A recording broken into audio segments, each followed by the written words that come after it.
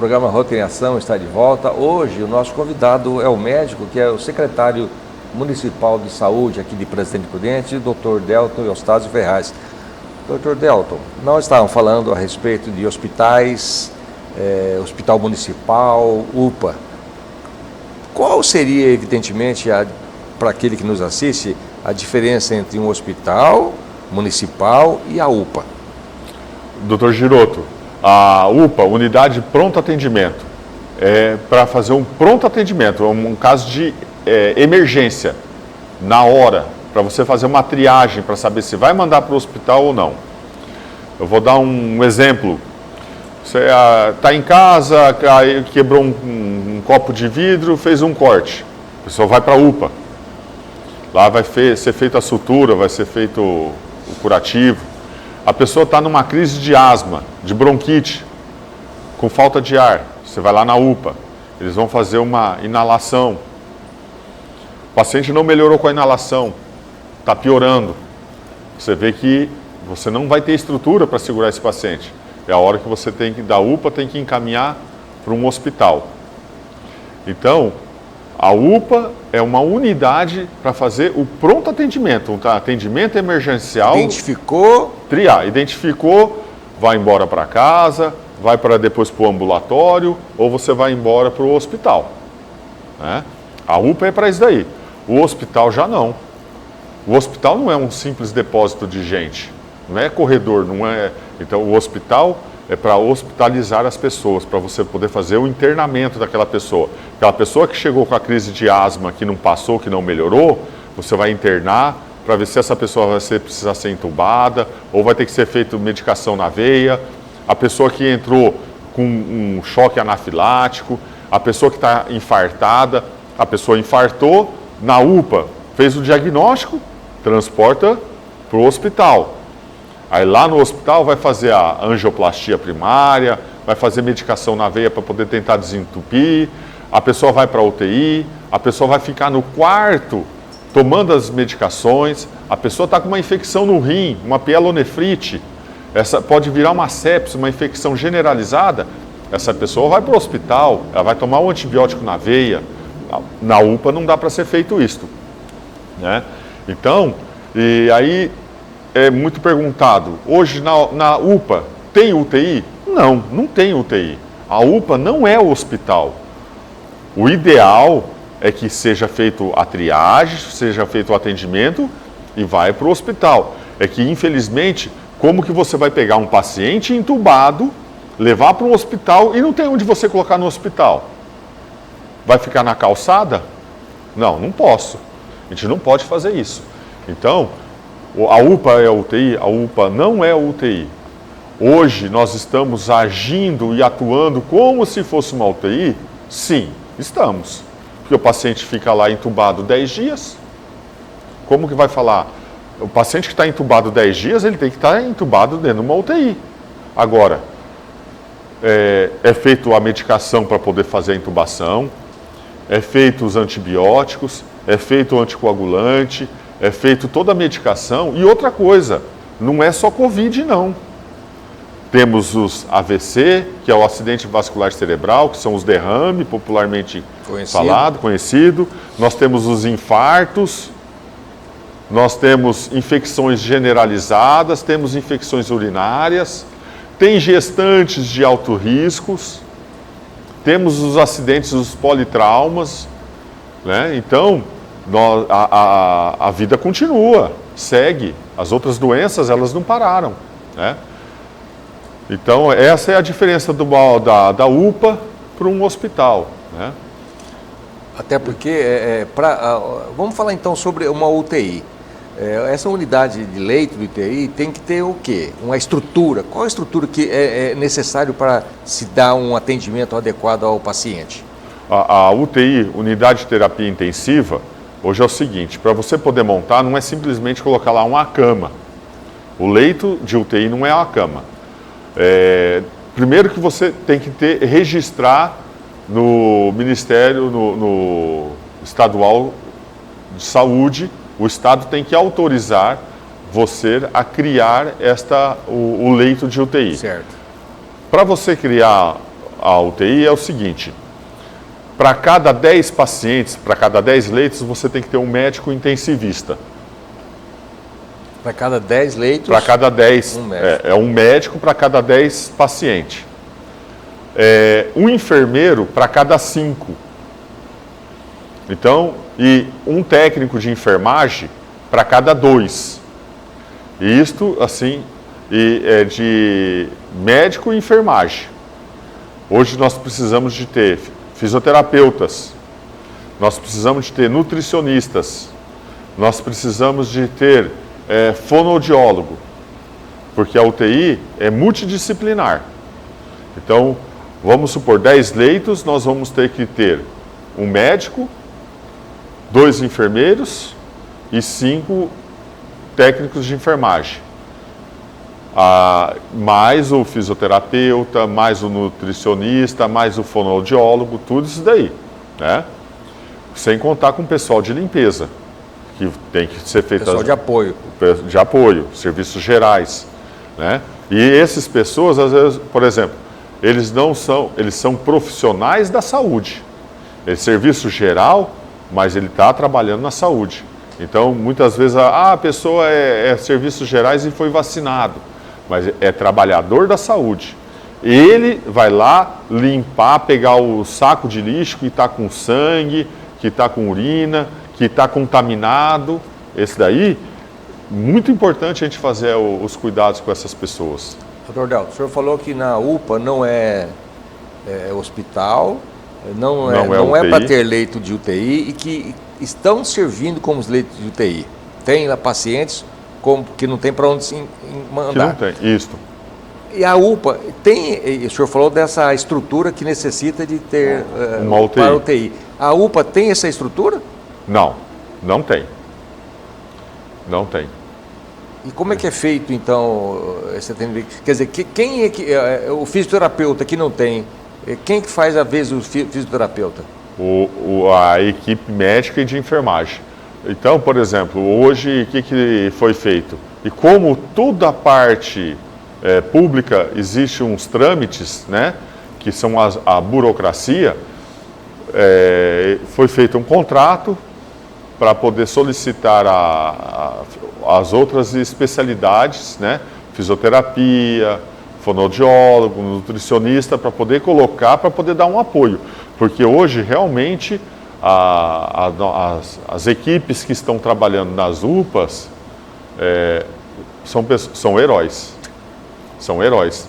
Você vê na UPA, chega paciente com outras patologias e temos pacientes lá, 8 pacientes internados.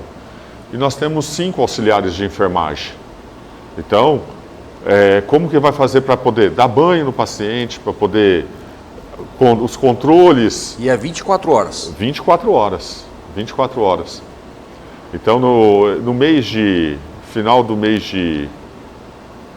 março, foi um mês assim, de um pico maior. E até mesmo assim, para você criar o leito, hoje quando a gente vai fazer a classificação do nosso município, da nossa região, na classificação das fases, vermelha, laranja, amarela, o azul, ou verde. de emergência? Tudo baseado no número de leitos. Então, hoje nós temos, vou falar assim, um exemplo. O nosso município, a nossa região, nós temos cadastrado no estado 100 leitos de UTI na nossa região. Exemplo. Só que o que a gente vê não é que tem 100 leitos. Nós temos quase 200 leitos. Por quê? Lugares, porque o que está cadastrado, registrado, é 100. Só que na sala de emergência foi criado leitos de UTI. Em apartamentos foram criados leitos de UTI. Por exemplo, o município recebemos 15 respiradores do Ministério da Saúde. O que é feito, o que foi feito com esses respiradores? Estão nas UPAs, servindo de UTI que não é UTI, para poder dar um apoio. Foram feitas doações também para a Santa Casa, né? E para poder ajudar o quê? A salvar vida. Então foi feito lá o respirador, a bomba de infusão, monitor cardíaco, tudo isso daí é montado o tratamento. Então a gente não pode chamar de unidade de tratamento intensivo porque não é uma unidade. Tá espalhado e estamos tendo, só que é tratamento intensivo. Né? Então essa é a diferença. É isso que está acontecendo. Hoje nós não conseguimos às vezes melhorar na classificação da fase pelo número. Só que na realidade existe mais do que é cadastrado. O senhor vê, assim, na sua opinião, no momento atual que nós estamos passando, agora no mês de abril, da mudança de classificação para melhor, para flexibilizar ou para se tornar um pouco mais rígido nossa fase? O senhor vê isso alguma... Olha, seria para aumentar o número, para poder melhorar. Agora, eu não vejo que só aumentar o número de leitos vai resolver. Nós tivemos realmente um pico no mês de abril e março, e a tendência, quando a gente olha nos outros lugares, que esses picos eles se iniciaram antes, aí vai ter a diminuição e torcer para que não fique esse aumenta, diminui, aumenta e diminui. Então, o que eu vejo assim, só aumentar o número não vai resolver. Você fazer hoje o lockdown vai resolver? Eu acho que não vai, porque se fosse, já teria resolvido. Né? É tudo festa clandestina? Não. A doença está aí, ela vai espalhar, não tem jeito. Falar tratamento precoce. Tratamento precoce é tudo que você começa a tratar no início. Você tem tratamento precoce de câncer, tem tratamento precoce de problema diabetes, tratamento precoce de hipertensão. Tudo que você começa a tratar no início é tratamento precoce. Então, quando a gente fala, vamos fazer o tratamento precoce do... ainda o médico fala, ainda bem que você foi diagnosticado em tempo, né? Precocemente. Isso, precocemente. Deu tempo de salvar. Então, né? O tratamento precoce, assim, é você iniciar o tratamento. Agora, com o que você vai iniciar? Nós temos que usar o que nós temos. Né? Tem algum tratamento, um medicamento específico? Falar, este remédio aqui é para quem tem, para baixar a glicemia, para baixar o açúcar do sangue. Para o Covid hoje tem? Específico não, mas nós temos vários que eles vão, o mecanismo de ação dele vai fazer com que vai combater os sintomas, a gente tem que combater a replicação viral. Então, o tratamento precoce que eu entendo é isso daí. Né? Prevenção, existe prevenção para tudo. Então, tem tratamento preventivo? Tem tratamento preventivo. Tratamento preventivo do câncer de próstata. A pessoa não precisa estar com câncer de próstata para ela poder fazer um tratamento. Então, um câncer ginecológico, a mulher não tem que estar com câncer ginecológico para fazer o tratamento preventivo. Ela vai fazer o exame preventivo, ela vai diagnosticar para ver se ela tem ou não. Agora, ela tem que tomar alguns cuidados. O homem tem que tomar alguns cuidados para poder fazer o quê? A prevenção. A prevenção da hipertensão. Então, nós temos que ter alguns cuidados, nós temos que usar algumas coisas para poder fazer a prevenção, né, de todas as doenças. Existe uma classificação de Helsinki que diz o seguinte, que quando você não tem como diagnosticar ou tratar, o médico, juntamente com o seu paciente, eles podem escolher métodos que não são consagrados para poder tentar fazer o seu tratamento. Alternativos. Quando você está doente, você não pede, a pessoa pede alguma coisa, ela pede oração. Eu acredito. Tem gente que pede milagre, Também acredito que exista.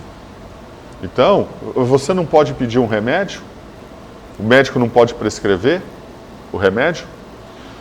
Eu acho que todo médico tem total liberdade de prescrever o que ele acha que vai ser melhor para o paciente, e o paciente tem toda a liberdade de querer tratar ou não. O que o senhor atribui, então, essa polêmica toda? Muitos a favor do tratamento precoce, sem citar nome de remédios, que se utiliza há décadas sem nenhuma complicação. Eu tenho ouvido entrevistas de especialistas falando sobre certos remédios que estão se sugerindo e que por que o Conselho Regional de Medicina não se posiciona assim, dando ao médico essa liberdade? Existe assim, por exemplo, o Conselho Federal de Medicina, um órgão federal, ele deu total liberdade para o médico prescrever o que ele achar que é pertinente ao paciente. Como até prevenção. Como prevenção, e daí o Conselho Federal de Medicina. A associação médica, uma associação, ela é diferente de um conselho. O conselho é o... A associação, ela é contra. Né? Que não pode usar isso, não pode usar aquilo. Né? Então, eles falam que a associação é contra. Então, na realidade, você, amparado pelo conselho, você pode usar. Eu, particularmente, é o seguinte, eu penso da seguinte forma: se o colega acha que não deve prescrever, ele não vai prescrever. O colega que acha que deve prescrever, ele prescreve. Ele tem total liberdade. Né? Tem paciente que eles vão, quando não pode deixar, ele se fazer as automedicações e não saber nem por que eles estão tomando. Então, isso que deve ter cuidado. Porque muitas vezes a pessoa vai usar uma medicação, porque a vizinha usou, tratou e deu certo. Então eu vou usar. E essa pessoa não sabe a dosagem, não sabe como deve ser feito o uso, aí é perigoso. Então, a partir do momento que é prescrito por um médico, eu acho que o paciente tem muito mais segurança, né, para poder fazer o tratamento de qualquer patologia. Tá certo. Dr. Delton, apenas não somente para a gente concluir nesse aspecto da pandemia, e o senhor responde no próximo bloco, a respeito o que a Secretaria da Saúde faz ou poderia fazer para conter o grau de contaminação. Mas essa pergunta o senhor responde no próximo bloco. O programa Roteiração volta no próximo bloco.